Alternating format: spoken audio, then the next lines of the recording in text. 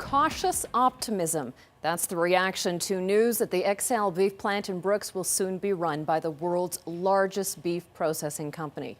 JBS, based in Brazil and the U.S., is taking over day-to-day operations 3 weeks after the plant was shut down because of a nationwide E. coli outbreak. JBS will also have the option to buy the Brooks plant, as well as XL's Calgary facilities and feedlots. Meantime, federal food inspectors are still trying to figure out when the plant can reopen. The cattle industry says today's takeover is good for Alberta's beef industry. JBS is a very aggressive company. They compete head-on-head with the largest beef processors around the world. So they're going to want as many cattle as they can coming out of Alberta feedlots through their packing plant.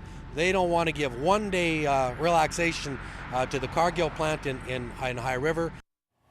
Now, the workers' union is hoping the new management team will clean house, especially for the 2,000 plant workers impacted by temporary layoffs.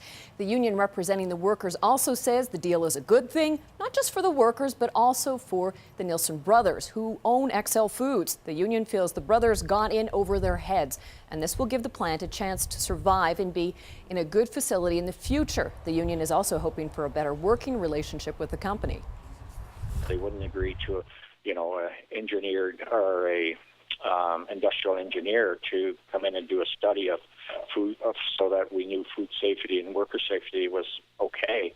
So, we're hoping that we can establish those kinds of relationships with JBS. And, somebody said, well, look, you've ruined your relationship with XL because of the comments you made. Well, we never had a relationship to ruin. Meanwhile, there's troubling new information about how XL was run in the past. Stunning lapses in the way that it handled beef has been uncovered by a CTV News investigation. CTV's Ottawa Bureau Chief Robert Fife has more.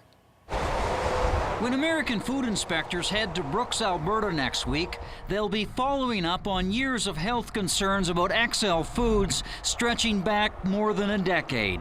CTV News has learned other XL meatpacking plants in Calgary had been shut out of the U.S. market on multiple occasions for health hazards since 2001. U.S. Agriculture Department audits reveal XL Foods had continual problems with sanitation and E. coli tainted meat. Ottawa was forced repeatedly to press XL owners Brian and Lee Nielsen to clean up their facilities. In 2001, one plant in Calgary allowed fecal contamination on carcasses. In 2003, another facility had rust in the boning room, flaking paint in the coolers. Yet another had tubs that weren't cleaned and hooks that still had meat and fat on them from the previous day.